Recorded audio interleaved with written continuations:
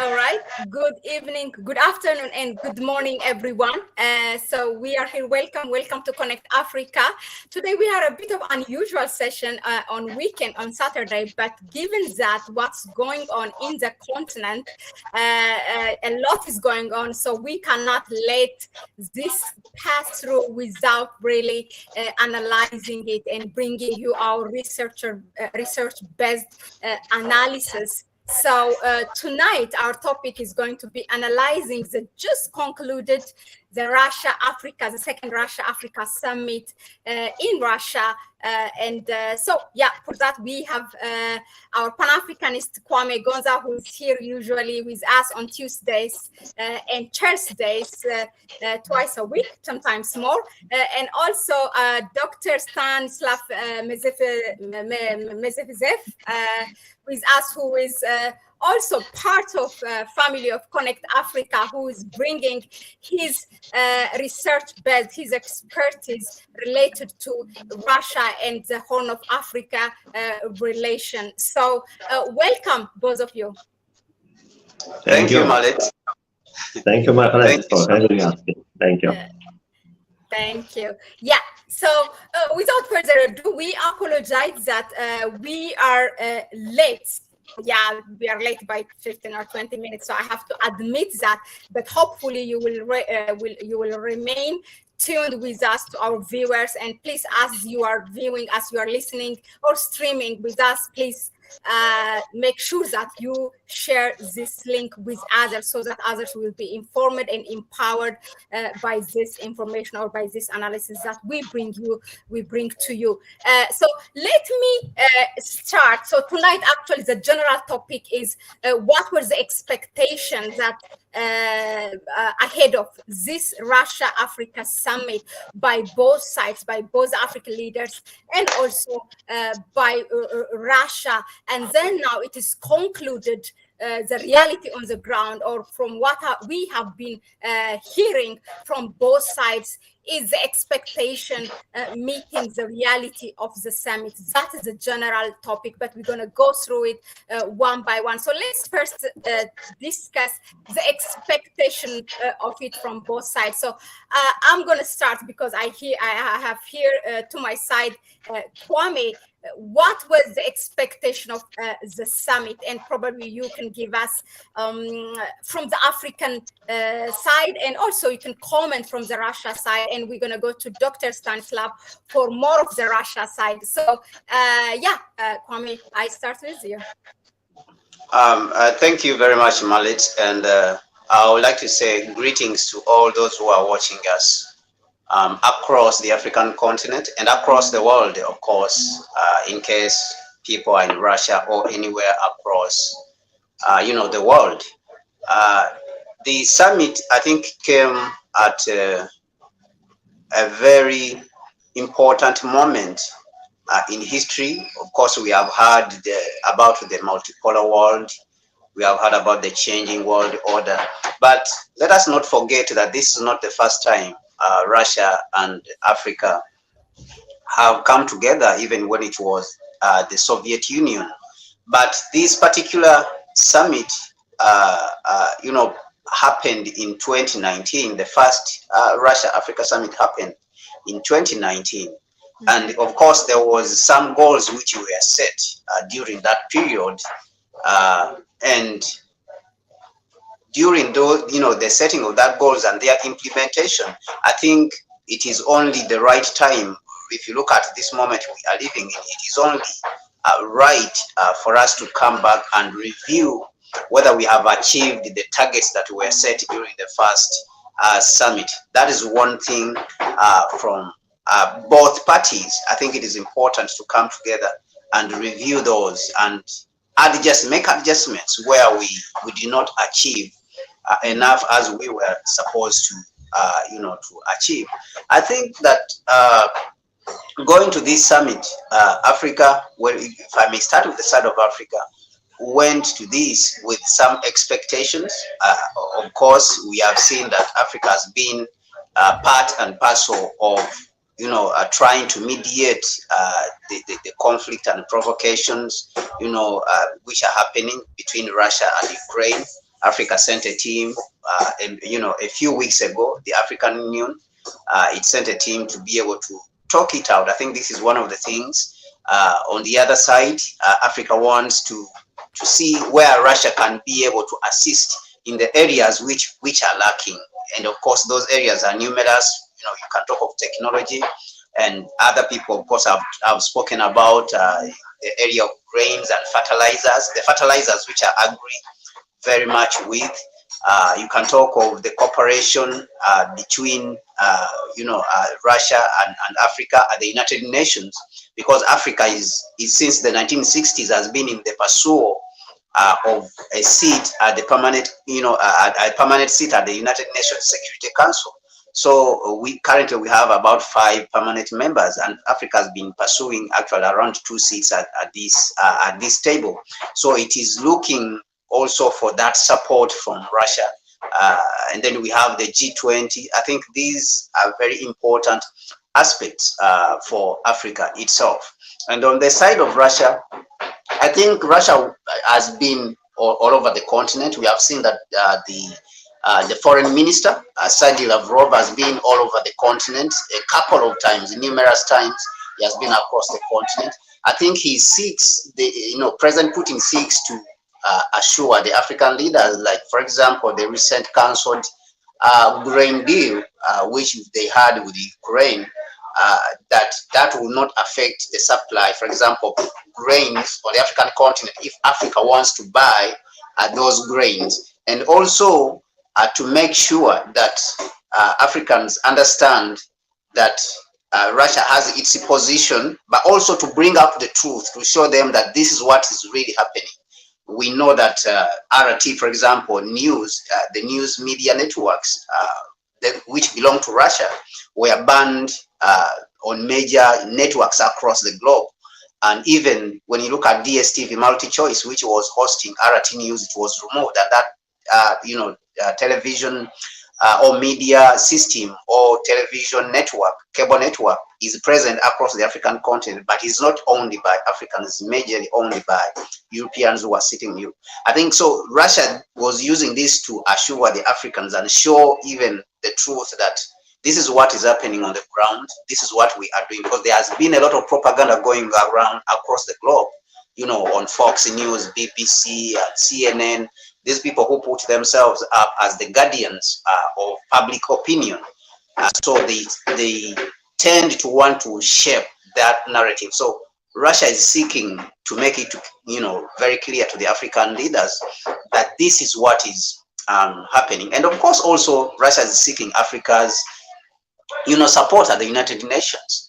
Because Africa has the biggest voting bloc at the United Nations. So I think that this is also very important on the side of Russia to have this close relationship. And of course, the relationship, like we said, it did not start yesterday. It started way back since when we had the Soviet Union. That Soviet Union was very instrumental in supporting, liberation across the African continent.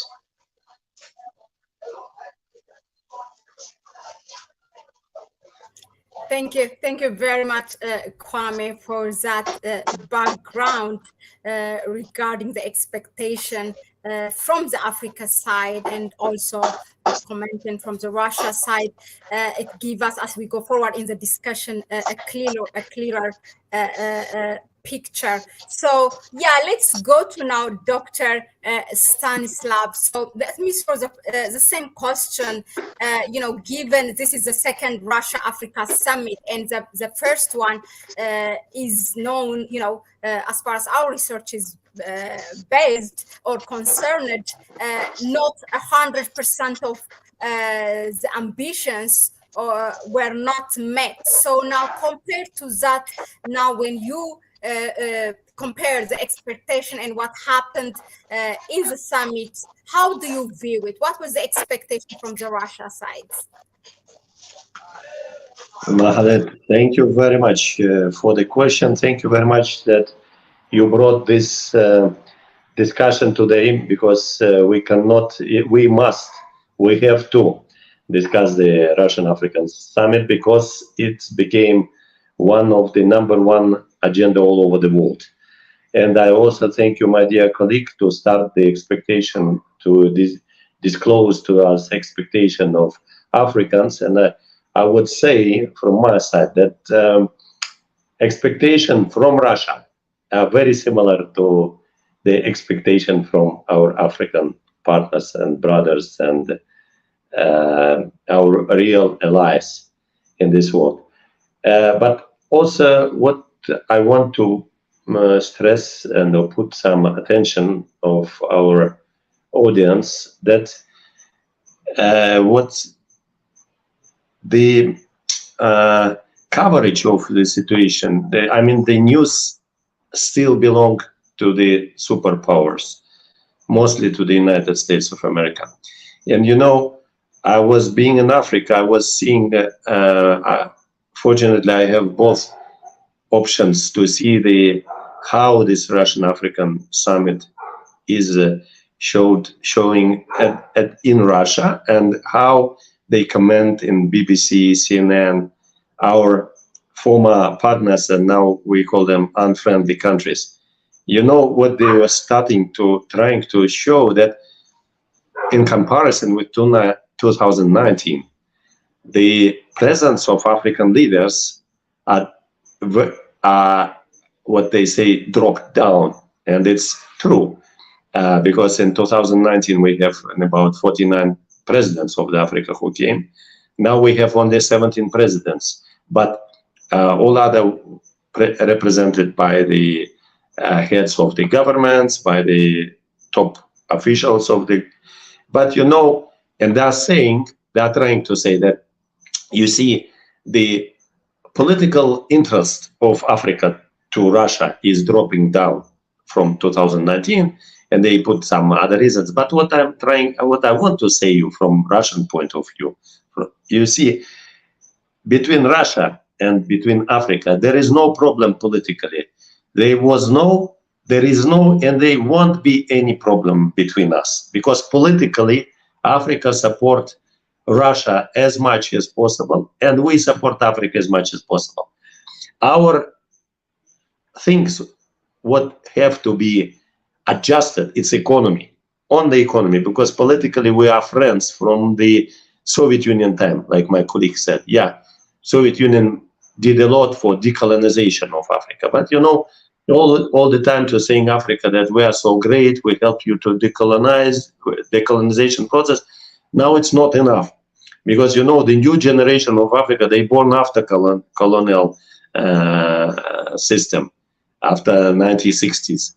So Russia, the most important thing, once again, that this summit we happened to organize, even though with 1 year delay because of some COVID and all these circumstances, you know, happened.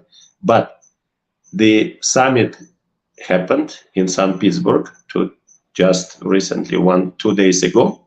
And this is most and the great news for both for Russia and for Africa. Because now, politically, as I said, we are very, very good and we are very united. But this summit, after summit, you know that we had an economic forum. And if you've seen that maybe the representative of the head of states was a little bit low in comparison, but the business, huge delegations from all African parts came to Russia, because now the Africa expects and waits from Russia some real serious projects. And we, as Russians, we are ready to provide, and we are ready to come back to Africa. Unfortunately, this long time of period, more than 20 years, Africa was abandoned by Russia. Even though Africans were waiting for us, they were not blaming us. They were understanding that after the collapse of the Soviet Union, it was the restructuring of all the system. We had so many internal problems. We were not able to. And you know, we also were trying to follow the that not instructions, but advice from the former partners from the West, that, you know what, Africa is too far, let us deal with Africa, you deal with your neighbors, and don't too much penetrate in the African region. But now Russia is rescheduled, changed completely the approach to the African agenda. Me, as a person who spent my life in Africa, who was serving this idea and supporting this idea to grow the economic relations between Africa and Russia, to put them on the level of the Soviet Union Africa, when, you know, we were helping with the big industrial projects, with the refinery factories, with the universities. So now we are coming to this stage where Russia expectation fulfilled by Africans. Africans came to St. Petersburg. Africans showed us their support. Africans showed that they are still, despite of do they support the war or not, as also my colleague rightly said, that Africa even sent the peace mission. Yeah, Africa works, we are working, everybody working on to get the peaceful solution for the problems. But Africa came to this summit, Africa showed the interest to Russia. And one and the last, but not the least, what I want to say in answering your question, that, you know, Africa showed the willingness to build together with Russia, together with China, together with Brazil, together with the other nations, multipolar world. And the place of Africa will be very great in this multipolar world. And Russia very much support Africa to be more involved in the geopolitics, geostrategics as a continent, as a countries, and as a continent. So this is very, very two things which our expectation and your expectation came together, and we are very happy to tell now that expectation achieved, or we came to this expectation from the both sides. This is my opinion. Thank you very much, Dr. Stanislav, for that. Now that we have the background of the expectation from both sides, so let's go and assess the result depending on, it might still be early to talk about the result, but you know, based on the communique released by both sides, meaning jointly, let's assess was it successful or not. So let's go to Kwame. Kwame, what were the resolution of the summit and also its achievements? Can we say the second Russia summit was a success in general? You're muted. Can you unmute me? Yeah, I did. Okay, can you hear me now? Yes, clear. Loud. Oh, okay. So am I very well in the? I hope my video is okay. Yes, your appearance, your audio, everything is good. Okay, thank you very much. Yeah, I think that the success, the fact that we held the second Russia-Africa summit, I think that one alone is a success. Like I said, there was reviewing of the previous performance, and like Doctor mentioned, that only 17 heads of state attended, African heads of state attended this summit, but more than 50 countries attended. I think that in itself was a success. Of course, the attendance can be attributed to a number of factors. The fact that a number of African countries want to see or want to be seen as neutral in this situation, I think that one you can think of something like that. That could be the reason why the other African countries did not attend. But let us look at it critically. When we look at the whole situation, the major countries on the African continent attended. That is why I'm saying that it is a success. You know, you can talk of countries like South Africa, it attended. You can talk of countries like Egypt, he attended. Okay, you can talk of countries, Uganda, Ethiopia. So these countries, they sent their heads of state. So I think that it was a success, considering that countries like South Africa have been even looked at as the leader of the continent to some extent. That is number one. If you remember that in the run-up to the US-Africa Summit, which happened in 2022, President Ramaphosa was invited to Washington. So this showed you that, South Africa has a position, and South Africa was very much present, at this summit. So I would not call it a failure. I would call it that it was very much a success, but because of certain reasons, and one of those reasons is that President Ruto, if you remember, there was the restructuring. They have spoken about the restructuring of the African Union to say that the African continent should be represented by about 3 or 4 people, regarding the issue of these summits. So that way you can also think about it and say, maybe Africans were trying to move in this direction because they have mentioned something like this, but we have not. This shows also that this problem is not because they didn't want to go to Russia, but it's because Africans themselves have not reached consensus on what to do next. The communication has not deepened on what to do next in representing the continent on the various summits, because these complaints from, for example, President Ruto, they just came recently, even after the US-Africa Summit, that we should be able to have about maybe 3 or 4 people representing the whole African continent on all summits, not only the Russia Summit, the Russia-Africa Summit, but also all the other summits where Africa is invited, India, Turkey, the United States, and all the other European Union, all the other all the other partners of the African continent. Now, going to the resolutions, a lot of things were spoken about. If you look at the communique, the joint communique that was, published by the 2 sides, Russia and Africa on the other side.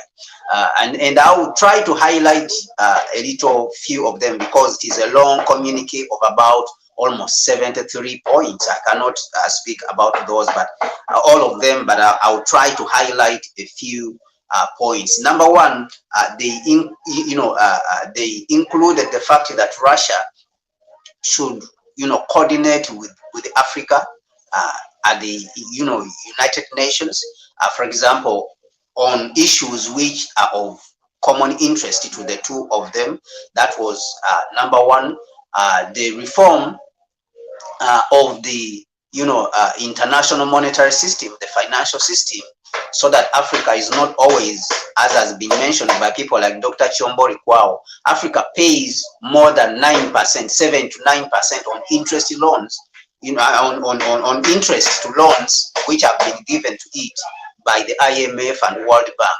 So, which is not fair considering that Africa needs these funds more than the Western world. The Western world, it takes this money and pays only about 3%, on these loans. So this becomes unfair. So they agreed that they would sit together and come up with a way of, defending each other in the reformation, to push for the reforming of these institutions together, Russia and Africa working together, speaking with one voice at the United Nations, to speak out and prevent the use. We understand that Russia right now has a veto power at the United Nations Security Council. So if anything is against Africa is being pushed by the so-called imperialists or the so-called powers, which are not powers anymore, but imperialists and colonialists, Russia will be able, I think, to veto, will work with Africa and communicate and see how to veto, that kind of anything. And of course, you can speak of, situations like what happened in Libya, the overthrow of President Muammar Gaddafi, where they even killed him, and to date, that chaos has spilled over all, in the Sahel, all the way to Burkina Faso and Niger.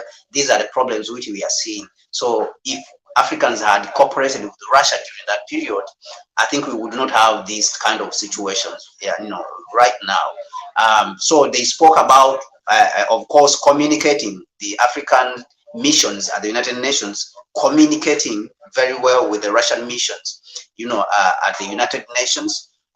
They spoke about the increasing of business, as we have seen that what was achieved from what was reached, the resolutions that were reached during the first summit, they committed to increasing our trade between Russia and Africa up to $40 billion. And that $40 billion was not reached. We reached almost close to $20 billion.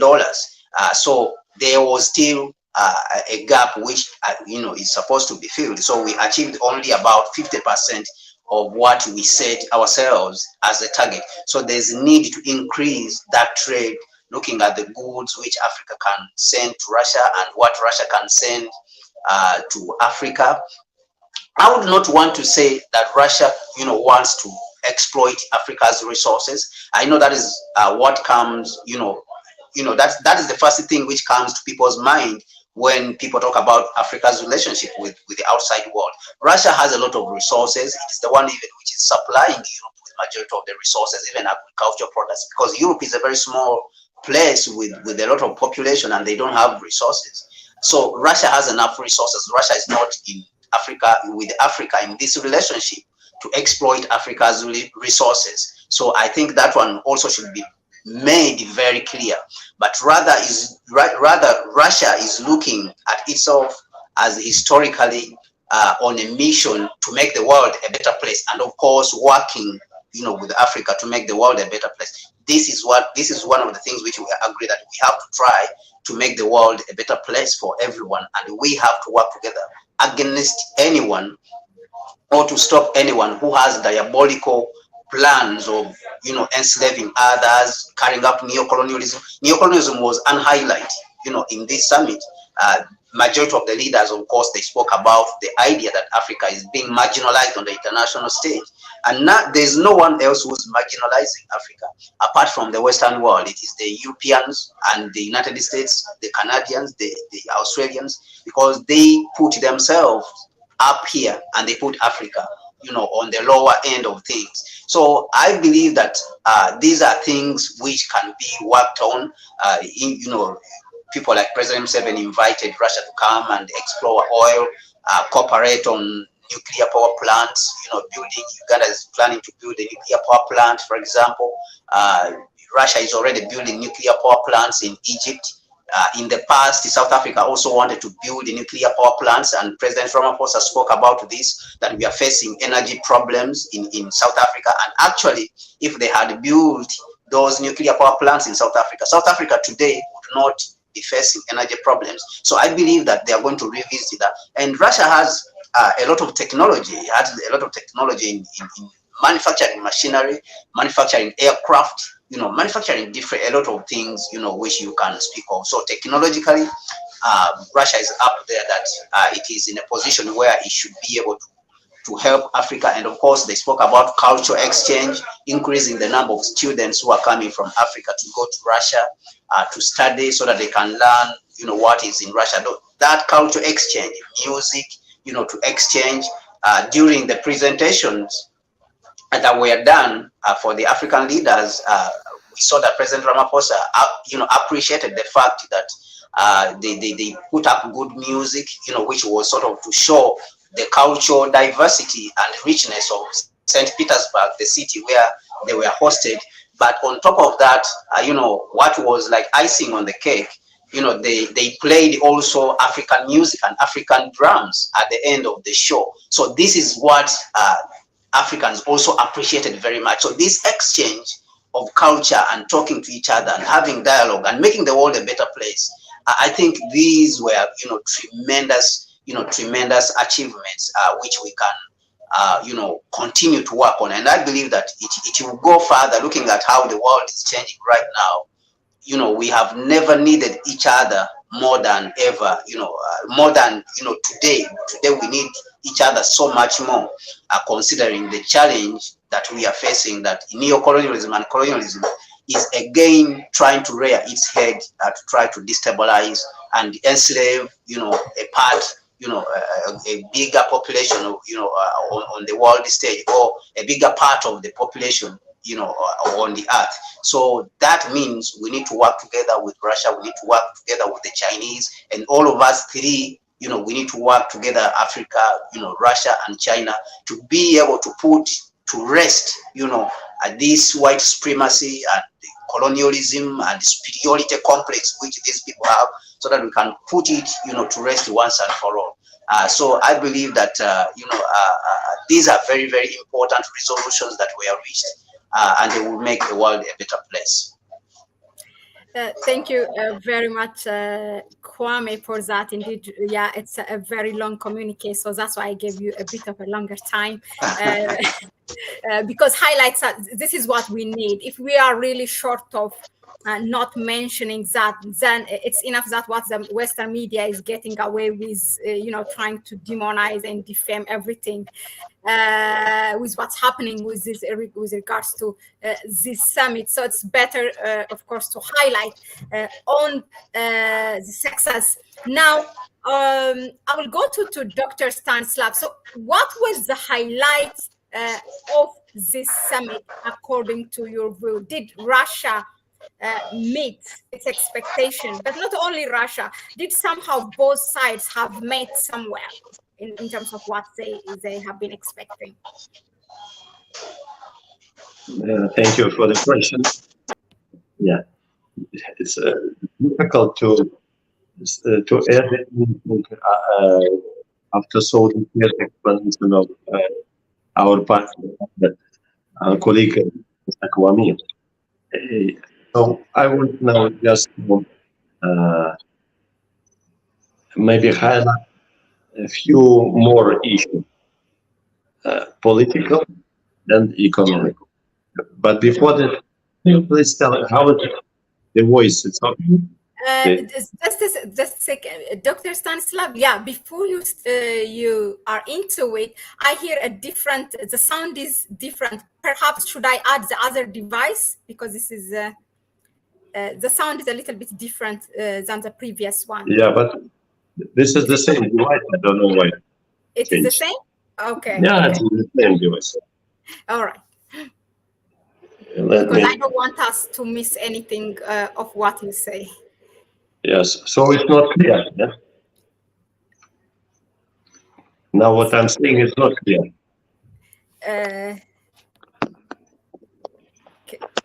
Pardon? Okay. Right. Is it better now? No. Okay, we hear you. Yeah, just talk a bit louder. Yeah. Yeah, okay. I think better, yeah? Now you can hear me better, yeah? Okay, go on. I think we will manage. Yeah, okay. So Africa came to this summit, and Africa showed by this became very independent. Because it was too many influence. No, there is an echo, Dr. Stanislav. There is an echo.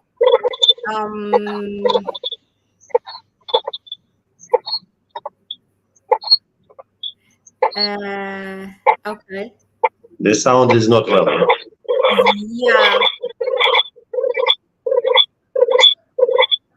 Is this okay? This is this one. Yeah, we hear something.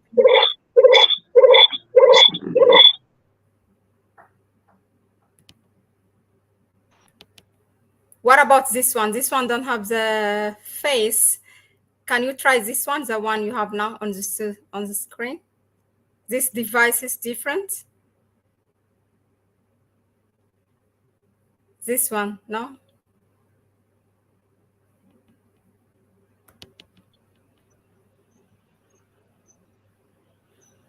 No. No. You cannot. Yeah, this is something like, yeah.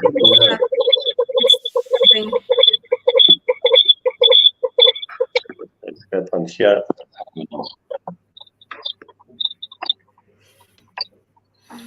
Because I see two devices below, just so you know. You have two devices below. So use the first one. But this is the same. I didn't.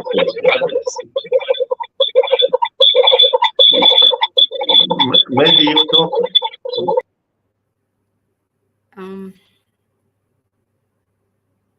There's the second device now. I think this okay. is yeah. What is this? I really It's coming like. Do you hear? I can hear it. Yeah. Let me try to use the another device. Maybe I will try. Continue now. Continue, please. How do? No. It's the same. Huh? It's the same. Would you internet like to log out and log in again, perhaps? Okay, let me restart again. Okay, we will wait for you here, and maybe I will proceed. Yeah.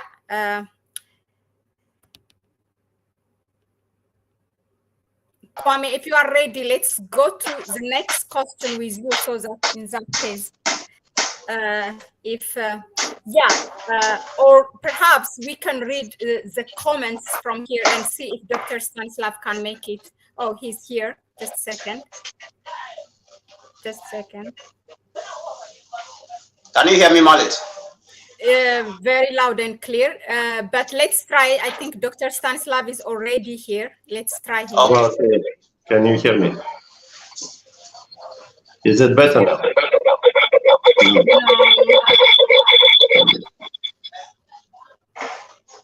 Yes, some echo.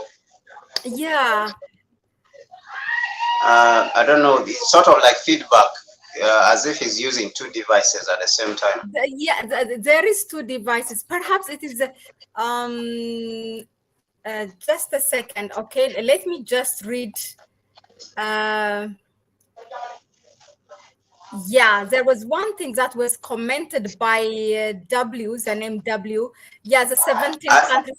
Why send the 54 African countries leaders or heads of states? It's enough to speak or to have 17 of them. I think I'm just rephrasing what he said, which is very true, because President William Ruto have been talking a couple of months ago, was it at the summit in Nairobi, of the African Union, in fact, has a strategy or a plan to attend, such summit outside the continent, to be represented by few African leaders. So I don't know if it's because of that decision, because of that plan, the 17 of them have gone, or is it because something else? But the fact that the Western media itself, expects for the African leaders to be summoned and be at, to attend 55 or 54 of them as a summit, that's something by itself, it says a lot. So Kwame, I leave you to comment on that and let me work. I really don't think that the Western world thinks that they should attend the 54 of them. What they wanted to do is that they wanted to paint the summit as a failure, because they are always against Russia and what Russia is doing. So what they have wanted always is to show that Russia is isolated. And so this is the narrative that now we are seeing. Even right now, I'm looking at the news online. They are trying to paint it as if people like President Ramaphosa, what he said is that Ramaphosa said that they should open the grain channels from Ukraine so that the Ukraine grain can flow across the globe. And yet we have seen, from information that is coming out, that of all the grain that was released that is being released from Ukraine, if it is released from Ukraine as Russia had agreed to the agreement, that grain was not coming to Africa.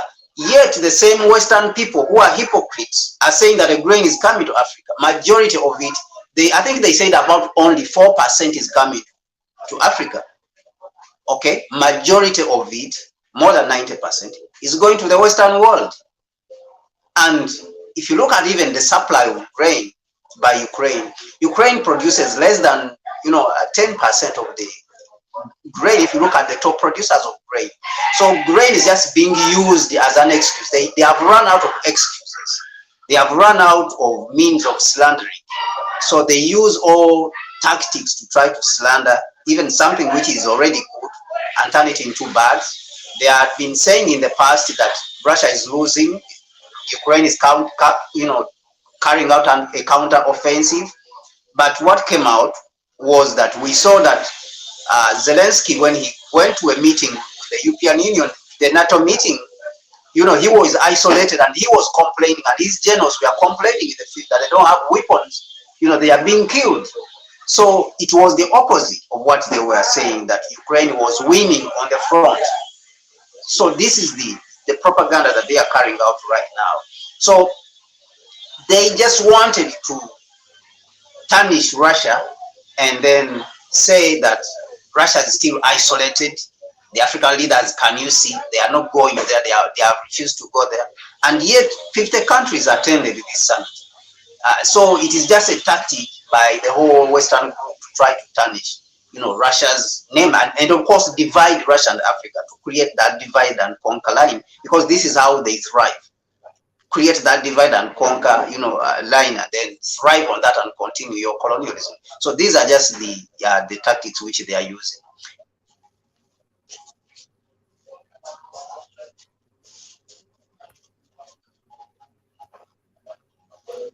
All right, thank you very much, Kwame. So let's try to bring Dr. Stanislav again. Hopefully this time it's, I think we are good. Yeah, let's try again. It's now better. Yeah, very much. Perfect. Thank you. Okay.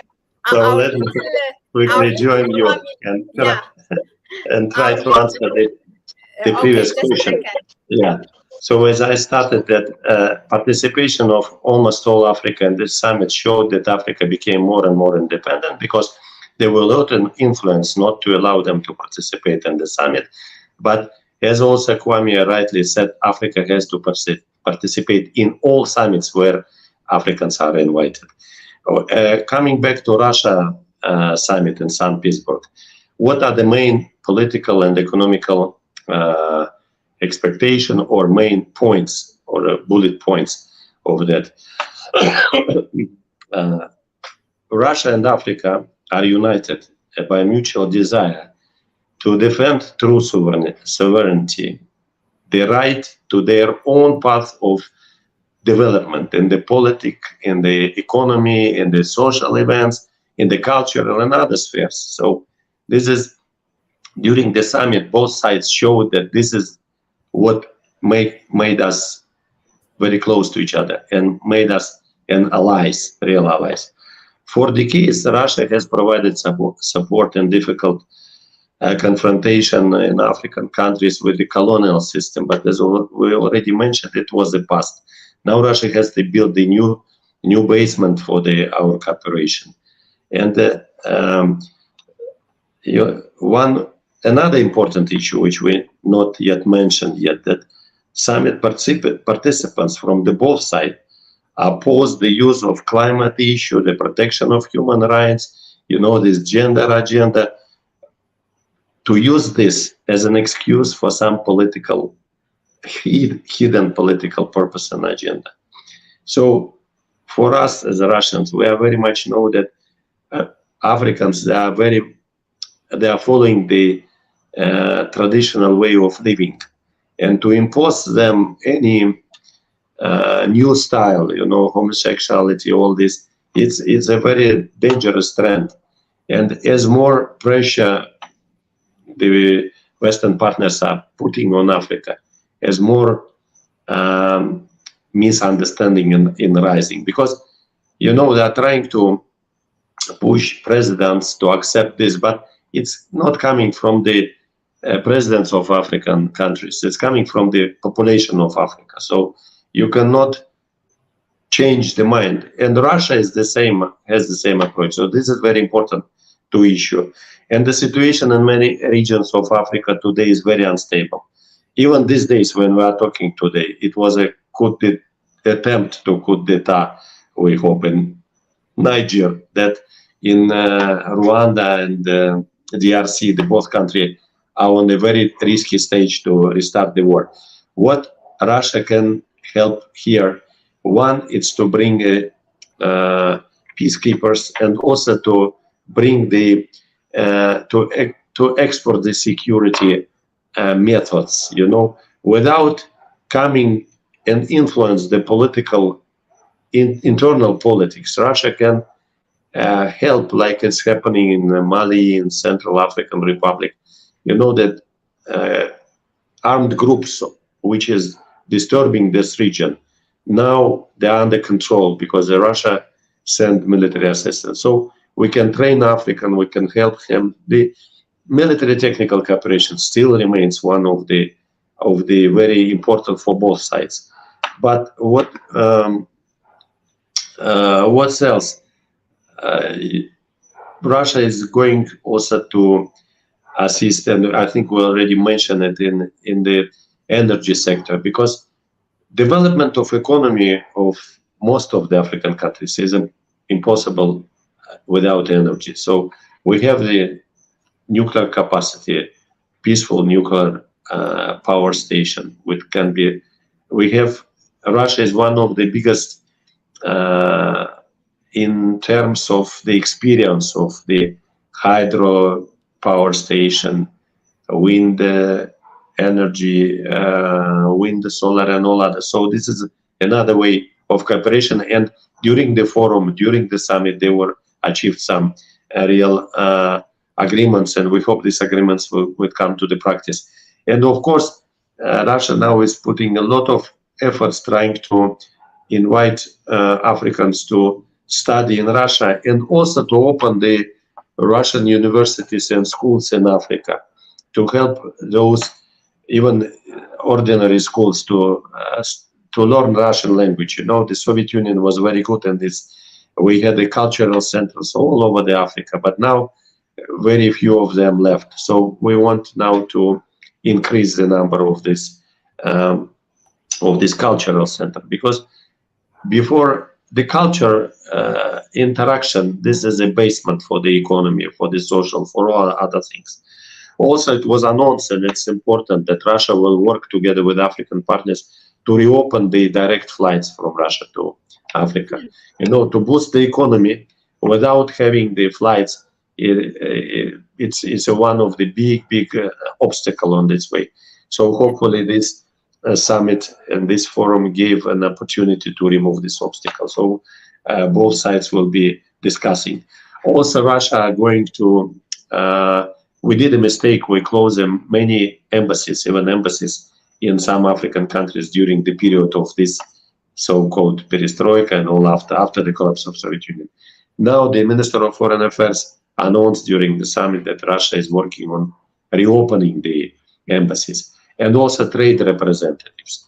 The other good news that Russian government decided now to create a special governmental trading organization in Russia, which coordinate all trading activities, because really from 2019 up to now, from that summit to this summit, unfortunately we didn't achieve a lot of rising up the trade volume between our both sides. And this is important, that Russia now, of course, supplying the grain, what we discussed now, it will continue, oil and natural resources, but we need now to find the products to bring from Africa back, to start on the barter trading. You know, it was very useful instrument during the Soviet Union time. Now we have the problem with the currency, with the payment you have and we have. So we can establish the counter trade barter operations. When Africa supplies for us vegetable or whatever, we supply against this fertilizer or metal. So it will be the counter trade. So all these important questions were discussed. Now the working group created. We hope and we know that Russia has a last chance now. If after this summit we will not deliver to Africa the visible result, then we might start really losing the authority, losing the trust from our African brothers. And that is a very big dream of the Western partners, that finally Russia is useless to bring anything, just summits, it's good. But in between summits, we have to work hard. And I think we took into account all these mistakes we did, and we are trying to rebuild, repair, and restart real relations. And during the close face-to-face discussions with the presidents of those countries who attended, we know that they made several agreements, which will now also will help to increase the bilateral relations in different spheres, in economy, in military, in social, as I already mentioned. So my final conclusion that expectations of both sides were achieved during this two-day summit in St. Petersburg. Thank you very much, Dr. Stanislav. So let's bring our brother Kwame here. So we gave it a kind of amount of time for this one, for expectation versus result, because that is the core of this live streaming tonight. So now we will discuss some of the it's not a sideline event, but some of the things that happened in this summit. So I will go to Kwame. Kwame, if you can give us, let me just say this before I go to Dr. Stanislav, if I didn't do the right introduction in the beginning, he's a senior researcher at the Institute for African Studies of Russian Science Academy in Moscow. Correct. He specializes in Horn of Africa studies, and our own Kwame Gonza is also, he's a Pan-Africanist but professional. He also adds engineering in here, but yeah, he's a Pan-Africanist who says it like it is, unapologetically. Yeah, so my question to you is some of the things that we have observed in this summit is, let me say that I think a US-Africa summit that happened in December 2022 versus the Russia-Africa summit has to be compared, and it is a discussion, it's a topic by itself for another day. But from the highlight for me was there were 6 countries that were not invited by the US-Africa summit, and those countries or those leaders have been invited by Russia, even when their membership at the African Union is actually denied as we speak. Just to give you a highlight, it's Burkina Faso and Mali. Okay, Sudan, we know what the situation is, and then Eritrea. Also, it's a member of AU, but for some other reasons, it wasn't invited. Now, yeah, we go to the next question. Kwame, there was some sort of friction between African delegates there at the summit. For example, with President Ibrahim Traore of Burkina Faso accusing some leaders not helping, their fight against imperialism. What does this say about cooperation on the continent and events happening today? Of course, President Putin handled it very well, but how do you think the West has perceived this? Thank you, Mahlet. I hope you can hear me very well. Yes, loud and clear. Thank you so much.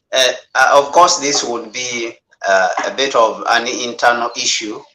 It could have been an internal issue for the African continent, and of course it is even unfortunate that when we took a journey to go as guests, we had to sort out our internal issues. We had to confront some of our internal issues as Africans, when we are guests in somebody else's house. But sometimes this is the way things are solved. So the president of Burkina Faso, current president of Burkina Faso, who is Ibrahim Traore, was somewhat dissatisfied with the conduct of some of the African leaders. And of course, we know that the president of Burkina Faso, with his group, they came through a coup d'etat. And that coup d'etat was after the overthrow of a president who was very much supported by France, and he was in cahoot with France and cooperating with France. So they felt that the people are being impoverished and they need to intervene, because we have seen this repeatedly over and over again, even in places like Niger, where a coup has just happened. We see in Mali, and the people have patiently been waiting for that transformation, or what we call economic and social mobility, upward mobility. Economic and social upward mobility. This is what people have been waiting for, the improvement in their lives. But this has not been happening. But when we look at places like Niger, for example, there's a lot of uranium which is being mined. And we have huge military bases and military presence from more than 4 countries, which are all Western countries. But nobody speaks about it, you see. So when the situation deteriorated in Burkina Faso, they came and intervened and say we have to change the way we are operating. And actually, this is similar to other parts which I've mentioned, like Guinea, Mali, and Niger, which has just happened right now. So what he spoke about is that from his understanding, the young people, because he's 35 years, the young people, across the African continent are seeing that certain things are not going well for us as Africans. And so if they're not going well, it is not enough for us to sit by and claim that we are a democracy. We are democratic. That is not enough. So if we say that we are democracy, then we should pursue the things that democracy, promises us. And that is an improved life, for all the people, improved welfare for all the people in the country. So if democracy cannot deliver these, then it has to be questioned, because democracy in itself is a means to an end. It is not an end in itself. That means democracy is a process, is the road to an improved life. But if that democracy cannot deliver the improved life, then this is just a process. It is a procedure, should be adjusted. So it should not be hijacked and be used by external forces and claim that we are a democracy. Well, our resources are flowing out of the of the continent. And so this is what we are now confronting, that the youth now are trying also to diagnose the problems of the continent from their understanding and try to solve them. But what we are encountering now is that organizations like, for example, ECOWAS in West Africa immediately came out and condemned what happened in Mali, what happened in Burkina Faso, Guinea, what happened even recently in Guinea. The African Union followed the same thing. And if you follow what they are doing, they are just parroting almost what the United Nations, is saying and what the Europeans are saying. And this has created a lot of suspicion even among the young people. So what we saw is that President Traore said that some of the African leaders do not want to support the people who are fighting against imperialism, because from his understanding, and which I support even myself as part of that generation of young people, I believe that they are fighting against imperialism.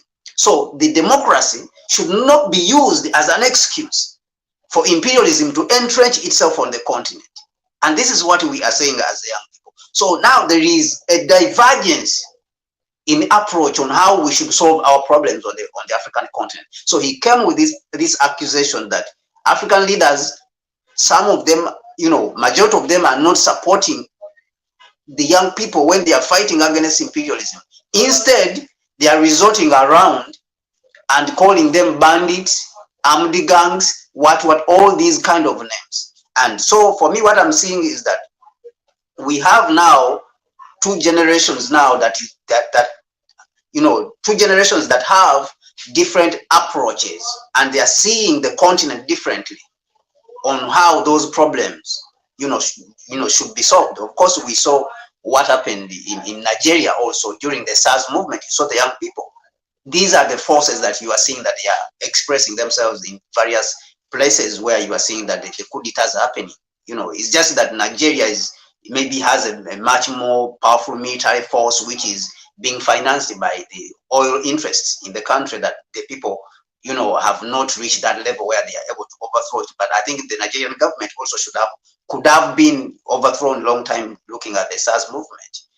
But that is what now we are facing, and that's what we saw during this summit between the president Traore, who's in his youth, who is just 35 years, with people like Museveni, because people like Museveni is approaching his 80s. and this is the group of people which we saw at the summit. And I saw people like President Ramaphosa paying a lot of attention to what Traore, was saying.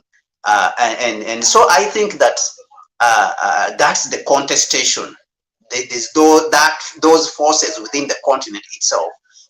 The fact that these leaders have not been able to listen to the young people on the continent, these forces had to express. So this expression had to come out when we met outside, and that is the Russia-Africa summit. And so this means that the African heads of state, instead of condemning such things when they have happened, like what we have seen, because if they are going to happen, there's nothing that can stop them. There's no way you are going to stop them. So instead of condemning, it is important for leaders, people like, for example, the President Afwerki of Eritrea, Ramaphosa, Abiy, Prime Minister Abiy, and all the others actually who are condemning, to go out and reach out to these guys and speak to them and understand the problem.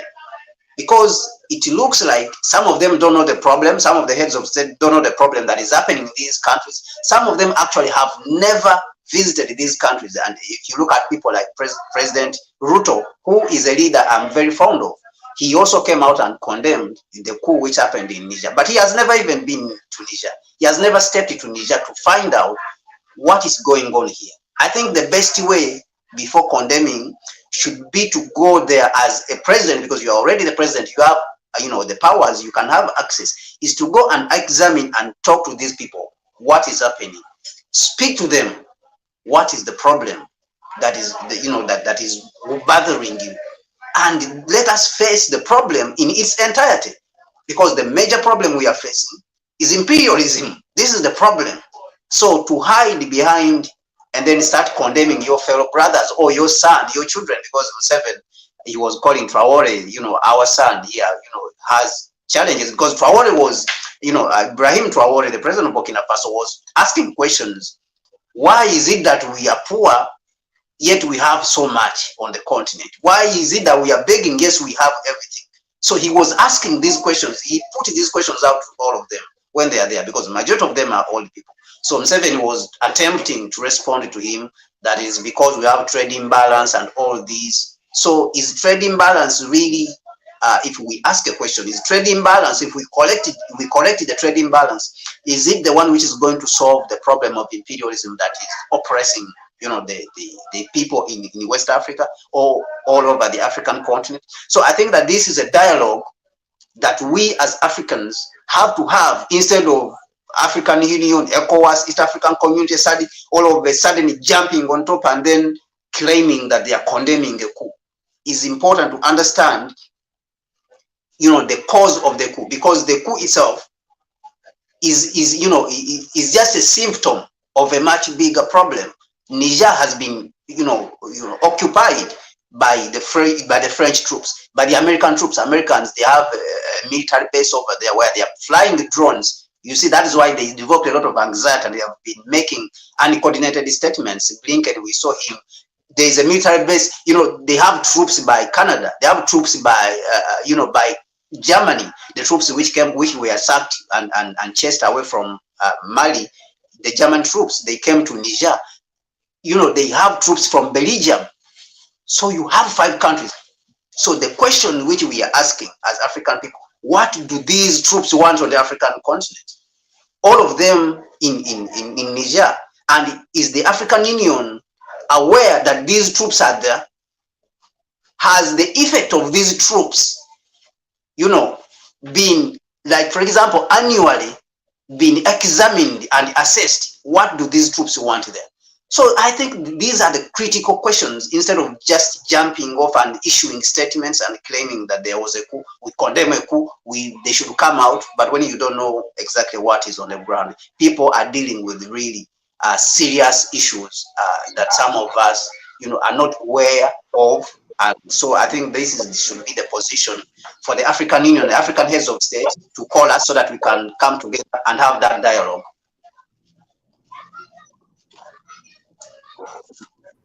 Thank you very much, Kwame, for that. So besides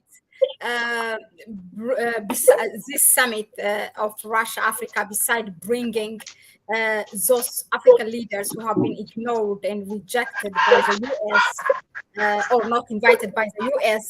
It also brought, those generational difference of leaders, the young and the old, and created in a way, whether intentionally or unintentionally, that opportunity or platform for them, to face each other and to ask that question.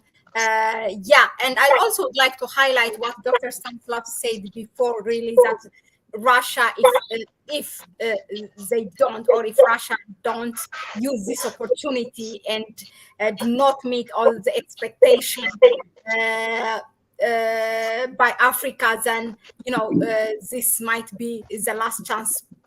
As we know, Africa is, it's not a unified front for now. It's some are there, some are here. So, but those kind of loyal and who are really recognizing the neocolonialism in the continent, Russia might lose that support. So let's go to the next question to Dr. Stanislav. And this time we are going to talk about, comparing again, not in detail, the US Africa Summit and then the Russia Africa Summit. There is a difference, an obvious one, of course. We have seen how, particularly the treatment by Russia towards the African leaders, and we have seen that, of course, previously when the delegate has been sent, African leaders delegate, to solve the problem between Ukraine and Russia, what has been how they are treated in Ukraine and Russia, and then all the things that happened in Poland. And now we have seen it in this summit. You can start from the gesture, of course, from the way of how, what kind of automobiles or transport have been assigned for those leaders. So what's your comment in general with regards to the treatment by Russia towards African leaders, and what you see, any major difference with the US Africa Summit, because it's important to highlight. We make this a bit of briefly. Just very briefly, because the time is running. You know what, Mahlet? The hospitality of Russians, of our nature, not only our president, but also our people, it's our nature. If the guest is coming to your house, and you remove all the best what you have, even if you are yourself is poor, it's not enough for you. For the guest, you are trying to show that it is. So all presidents in the previous summit and here, and all the visits when they are coming to Russia, and not only from Africa, but from all over the world, they always excited by the level of hospitality of Russia, because this is a Russian tradition. We're not going in particulars, the cars, it was all luxury, very good, very government, and Russia showed once again that, because mentality, religion, social life, Russia and Africa were very close. It's like happened like this historically. That is why for us it's very easy. We never treat Africans, because we've never been in the colonial system, so we always treat them like equal brothers, equal partners. So that is why it's nothing to discuss this more. The hospitality was on the top level, and I think that Africans, when they came back, they told the audience, their countries, that Russia is always hospitality is always high, and the attitude is absolutely different, whereby and even our president, who was sitting and talking with your president, so it was kind of the small pictures you've seen online, that how the Putin was staying. There was the breakfast before the summit, there was the breakfast with the heads of the regional organizations, and one of the oldest representatives seated before Putin, and then he was trying to stand up, and the president of Russia put him in force and said, please, my brother, sit, no worries. We are very informal here. So it showed the, I think this is this episode answered your questions. Thank you very much, Dr. Stanislav, for that. Yeah, we have seen a lot of actually very well managed. Also, when such frictions happened between the African leaders, the way the president of Russia has handled it, and also, you know, yeah, all those little details, how they see it, it's important. They seem it's nothing, but it's really important to analyze the relation between Russia and Africa, or those leaders who have attended the meeting there. Now let's go to Kwame. Kwame, I'm sure that you'd like, you have a comment or something to say with regards to this, and then I have a final question for you. Yeah, just quickly, you can comment on this one, and I will leave. Yeah, to Dr. Stanislav. yeah. I'll be really quick. Yeah, so I really think that there's a distinction in treatment how African leaders were treated, compared to what happened during the U.S. Africa Summit, and you could see it even in their expression as the African leaders when they came. You could see that they were tense when they were in Washington. Sort of like somebody's forcing them. They were not free. It was showing that they were not free and they are being controlled and they don't like it. So there was that feeling. But when you look at what happened in St. Petersburg, I mean, in Russia when they went there, I mean, you could see that these are free people. You could see President Cyril Ramaphosa, having warm, greetings with, President, President Putin. You could see everything was smooth. The other leaders, and of course, Dr. Stanislav mentioned, the president of Comoros, who is the current chairperson of the African Union. He broke protocol by mistake and realized that he sat before the guest. I mean, before the host. The hosting president, who was President Putin, and decided to get up very quickly, to stand up very quickly, because you are not supposed, if they invite you to somebody's house, you are not supposed to sit before the host. The host is the one who sits first, then you all can sit. But when he realized that he had sat before President Putin, who's the host, immediately stood up. But President Putin came and told him, no, you can sit down, don't worry about it. Whatever it is, even if you have broken protocol. So you could see that the African leaders were free even when they were moving all over. So it showed that they are not being controlled. So this is what it means, even when we go back to the communique, that they established that fact that we should be able to treat each other with mutual respect. We are equal as human beings. There's no one who's better than the other. And I think that was an expression, of that. There was an expression of that. It was expressed during this summit, compared to what happened in Washington. You could see where I said it could be seen that there was a lot of tension and they are being controlled and they did not like it, and they are being pushed around and they did not like it, and they are being lectured to and they did not like it. So this is what we were witnessing, and this is the difference between the two summits, the Washington and then the one which happened in Russia. Thank you very much, Kwame. And with that, let me just say that, those kind of little details, that the president of Comoros, who is the current president of the AU, the African Union Commission, would have made it to the mainstream. If it was really something, an agenda they wanted to make a noise or, but of course it didn't. And they will bring those, how do you say, the psychological body language analysts, whatever you name them, and just to popularize. If this happened in the, in the US, just to glorify their own leaders, or if it happened in the West. So it's really important for us. Yes, you could, yes, actually, you could see it even in their speeches, the way they express themselves. They were free to speak. Yeah. But in Washington, if they are in the West, it's sort of like they are hiding, they are speaking with controlled, speeches, so that is where you see that if one leader speaks very well and speaks for Africa, that Africans are very happy, because being, with the Americans and the Europeans, it's sort of like we are still being controlled as if we are slaves. So there's no freedom.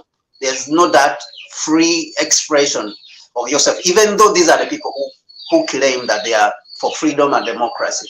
But when we are with them, we don't feel any free. We don't feel at all any free, and that's what we are trying to express. So this shows you that it is different, from talking about something and then being it itself or expressing it. So when we are with Russia, we express that freedom, but when we are in the West, we talk about it, but we don't express. We are not allowed to express that freedom. So this is what it means to be practical and then be theoretical. Yeah, indeed. Thank you. Thank you very much, Kwame, for that. Yeah, so this is the last question, which quickly I really want your view, both Dr. Stanislav and Kwame. Our viewers, we hear you, we read you. I will just, go through you at the end of the discussion, our streaming. But for now, yeah, the last question is, it's a contrast between the expectation and the achievement. To comment on that, is there, Dr. Stanislav, for you, is there any other way that Africa should have approached this summit to maximize its benefits? Or let's start with Kwame. My apology. Is that okay with you, Dr. Stanislav? No, I think you can start with him, no problem. All right, then, okay, we will bring you down. Yeah, you have heard me, Dr. Stanislav, or you're muted. Yeah, I've heard you. Thank you very much for your question. Yeah, and as I already said, but I want just to conclude. Yes, from our point of view, expectation from our side was absolutely achieved. There is nothing we would expect more. Even these claims or blames that some presidents were not attended, it doesn't matter, because we understand the situation and we very much thankful for those who managed to attend, and all other countries, because all attendance was, it's just only five or six countries were not there, but the majority of the continent was there. The preparation for this summit, the documents, the drafts, all was agreed between both sides and signed. There was some, from my point of view, there were nothing to adjust or to add. So I'm very happy, and the Russian side definitely very happy that summit happened. The only what I want to add, now it's very responsible time for us, for Russians, because now we have to come to real economic projects in Africa, with our presence in Africa. And this is the chance. The Africans gave this chance again. They prove again that we are old friends. They are still waiting for us. They were waiting for us, for 20 years. It's quite a long time, so we have now to deliver. And I think there are a lot of things what will happen now very soon. We will be witnessing, we will be discussing in your channel. So thank you very much for this good prepared questions, and thank you for having me here, and I'm really appreciate it. Thank you very much, Dr. Stanislav, for that. Yes, it is the last question, but I will just want you to wait so that we all can say goodbye and hear the comments from our viewers. I will have for Kwame another 3 minutes. So Kwame, the same question. Is there any way that Africa could have approached this to maximize its benefits? Was there any missed opportunity? Yeah, I would like to actually also thank Dr. Stanislav for being here, and then so that we can continue to highlight that relationship. I know that is one of the things which was highlighted during the summit, that we should have that people to people, connection and conversation between the Africans and the Russians. And I think this is very important, that we, as people who all care about our two sides, our two groups of people, the Africans and Russians, I think we don't have to wait for these programs to reach us. We can even start immediately to carry out, and we are doing that already, which is very important. So we are just implementing the resolutions of this summit that happened between Russia, the second summit between Russia and Africa. I think personally, as an African, and this has nothing to do with Russia, of course, I believe that the African heads of state should have approached this summit, a little bit differently. When it comes to unifying, this has to do with internally, as we Africans, when we are going out there to engage the rest of the world, I think we need to be a little bit more prepared. I think that we were not, very well prepared. We have some projects which are, very important on this continent, which are instrumental and consequential for the African, continent. Of course, the project like the Africa Continental Free Trade Area were spoken about, but the African Continental Free Trade Area is not going to be able to thrive without, energy. We need energy and we need industrialization. Without energy, you cannot do industrialization. We need to produce the products that we are going to use, and we need that energy. We have projects like the Inga Dam, which was spoken about by President Cyril Ramaphosa during the new global Paris, the Paris new global financial pact that happened in Paris a few weeks ago. And all the people who spoke about this Inga Dam, apart from the person whom this project is supposed to belong to, and that is the Democratic Republic of Congo, President Felix Tshisekedi, I think he was not there. I did not see him there. So I think that this is one of the projects that we should have spoken about and say to Russia, we need help with this issue. I think this is how we spark that conversation. This is a project which needs more than $80 billion, to come into fruition, and it will be able to produce electricity, for more than 20 countries across the African continent.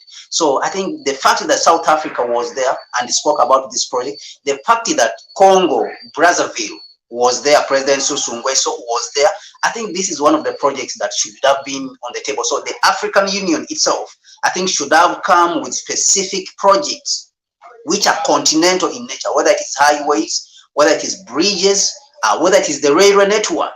I mean, in the past, the African Union, in one of these Agenda 2063, it has the Africa, high-speed railway network, integrated high-speed railway network, which is supposed to link the African continent. I mean, these are projects which we can come and speak to our partners together. I mean, we come up with this project and we say, this is a priority project for us. We need to implement it immediately because it's going to be consequential in the next 5 years, the short-term and the long-term projects. So I think that is one of the things which I did not see. I did not feel that was very much experienced and expressed by the African side. It has nothing to do with Russia, how Russia, conducted itself, because Russia has the technology, it has the know-how in all these things that we are talking about. And I think that it should be able to help if we as Africans have come working together instead of coming when we are divided, like what we spoke about, President Traore on the other side. That shows that we are not unified as a people. We have come from home and gone to visit somebody. We are already divided and we have failed, to unify ourselves and solve our problems before. We have not reached a consensus before we went to visit somebody's house. So that means people are divided. So I think that is somewhere where we should have, and this is the work of the African Union Commission and all the others who are in the African Union. They need to make sure that when we go, we are on the same page. We have synchronized our strategy. There's no war between us, and we talk to each other and say, let us leave our differences here. We are going to visit somebody's house. Let us be on the same page on this particular project. So I believe that should have been done much better.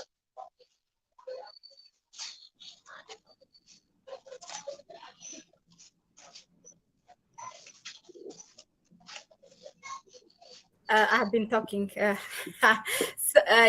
well said, Kwame. Indeed, those things we should have sorted it out internally, and then we would have a better. We could have had a better unified voice, in this summit. But I think it's this. I'm glad that this happened, although there was a friction. I'm glad that this happened at the Russia-Africa summit than the US-Africa summit or any Western Africa or any. Yeah, and those specific projects, we should have had some specific projects. True. Yeah, that was ready to be signed. Like, for example, the Eritrean president was saying they have really a ready-made strategy plan, what they want to do and in which areas they want the cooperation with Russia. So, I mean, great discussion, as I always say. Even if I do my own research before I come here with my guests, we all do our research, and especially my guests. But every time I sit here behind this screen talking to you, my brothers, I really I learn a lot, and I can imagine also the viewers do the same, and that's what they're reflecting here in the comment section. I do hear my echo, so if anyone has a YouTube channel of this streaming, please mute it. But yeah, I want to give a quick shout out to W Black, CNDS, Laila, Sir, Elias, London. All of you, really thank you for your participation, for your input. Some of the highlights was that, Elias said Africa needs more united against the evil policy of USA and Western, and need to mobilize all its resources for self-reliance. And then Laila Sir actually commended Kwame for saying that Russia does not want resources from Africa. Russia itself is sufficient. And then saying they said that all those leaders running around to condemn the coups are looking at self-preservation. They don't want a coup in their countries, so that will take them out of office, because they don't appreciate that kind of power. Sanders added also, if the leaders are ready for their citizens, they shouldn't be worried. Very well said. And he's also adding to Dr. Stanislav what he said. And yes, there was no long commitment for African leaders at this summit. All this. So thank you very much. Please, you can support us by going to our PayPal account, which you can get in the description. We really don't talk about support as this and that. Also, it's really, don't underestimate me or misunderstand me. It's really important for us to be here so often, but we don't also want to take time from you, from the discussion, by really bringing that every now and then. So please, if you can support us, but you can even support us by sharing this streaming as soon as it's over with your own network, so that we all can empower each other with knowledge or research-based knowledge or analysis. So thank you very much. This is not our first time, of course. As things develop, we will be here again. Kwame and Dr. Stanislav, they will be following closely what comes out, day by day from this summit. For us, that is it. Thank you very much. But we will have in half an hour or 45 minutes another analysis, again related to the Russia-Africa summit. This time we will look at leaders by leaders. So this time, tonight, we are going to look at the historical and very candid speech by the president of Eritrea. So Kwame will be here with us, and Dr. Biniam will join us. We'll see you later in 45 minutes. Thank you very much. Thank you very much. Thank you, Mahlet, for you. Thank you, Kwame, my friend and brother, who will be watching carefully what will be happening after. And thank you for all your listeners, viewers, for the support. So thanks very much. I really appreciate it. Thank you. Thank you. Bye-bye. Bye-bye. Bye-bye.